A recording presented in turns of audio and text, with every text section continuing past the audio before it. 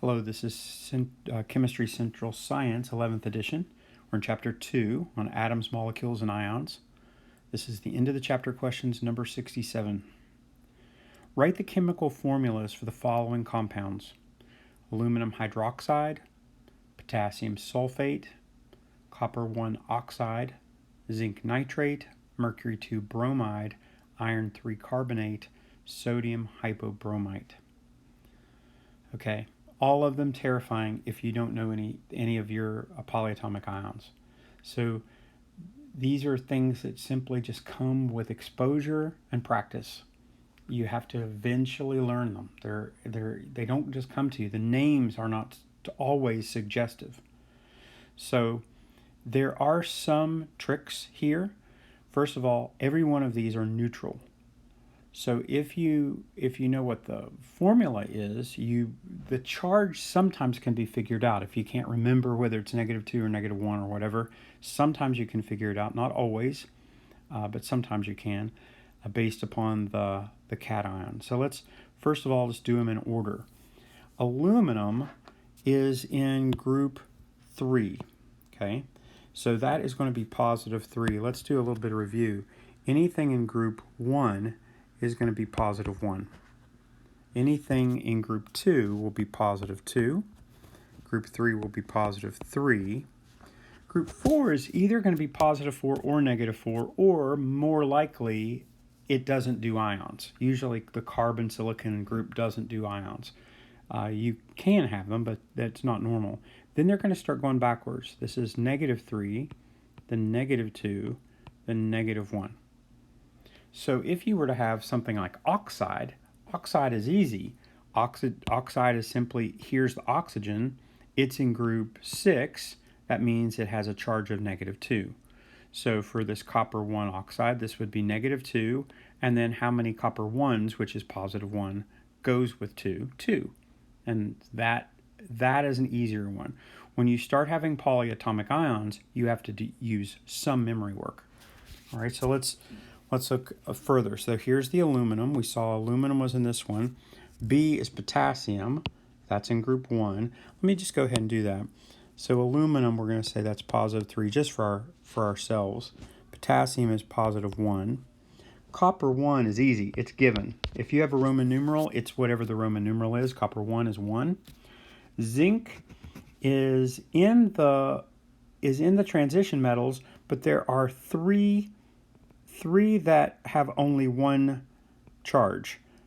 Zinc, cadmium, and silver are the 3 elements that don't do multiples. Zinc is always 2, cadmium is always 2, silver is always 1. All right, so in this case, zinc is +2. Mercury 2, obviously, is 2. That's what the Roman numeral means. Iron 3 is 3. I like those. And then sodium is in group 1. So it's +1. So already we know the others. Okay, we know the oxide. Oh, so we did do oxide. Oxide was -2.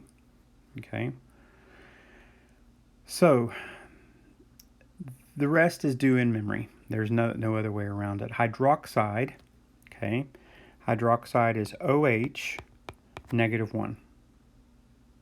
All right, so aluminum hydroxide is going to be aluminum, which is 3, and OH, which is -1. All right, so how many -1s will balance with a 3? Okay, +3 and 3 -1s. All right, so here's your A, aluminum hydroxide. AlOH subscript 3, because there's 3 -1s balancing with a +3. Okay. Sulfate. Sulfate is SO4. It's -2. And a potassium is K. It was +1. How many +1s balance with a -2? I'm going to need 2 +1s.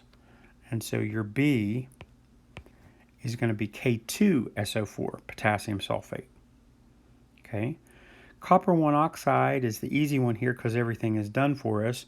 Copper is Cu, oxygen is O, And I need, how many ones do I need to balance with a negative 2? I need 2 ones, and so it's going to be Cu2O. There's our C. D, zinc nitrate. Well, we know zinc is Zn. Nitrate is NO3, and it's negative 1. So how many negative 1s balance with a positive 2? I have to do the parentheses because the entire thing is doubled. I need 2 of those whole things. That's why you have a parentheses. 2 nitrates, not just 2 oxygens, but 2 nitrates. I'm doubling all of it. Okay, so it's ZnNO3 subscript 2. That's D. Mercury 2 bromide. Well, bromine is in group 7. It's here, so it would be negative 1. So bromine is negative 1, and mercury 2.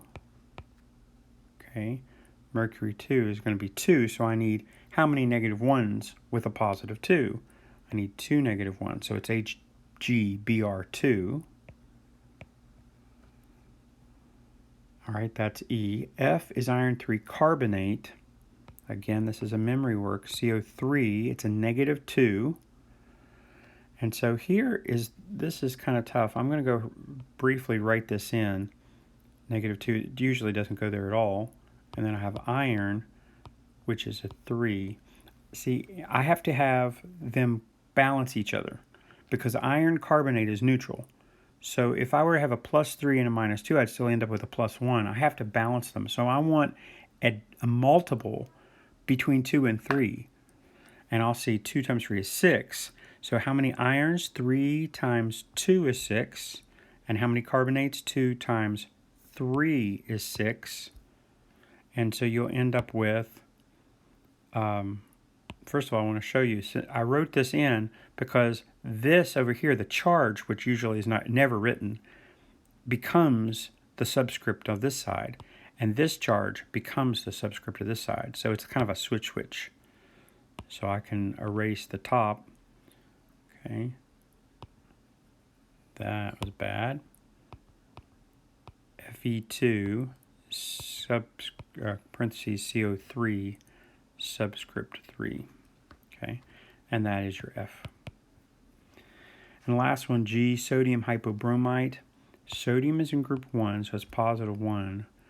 Hypobromite is BRO, and it's negative 1, so it's just going to be NaBRO. It's a 1-to-1.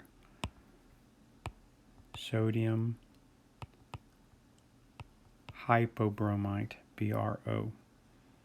And that is G. Okay. Looks like an easy problem. I would call this very hard because this is almost what you would see on a test because you would have to know a lot of things in order to do this.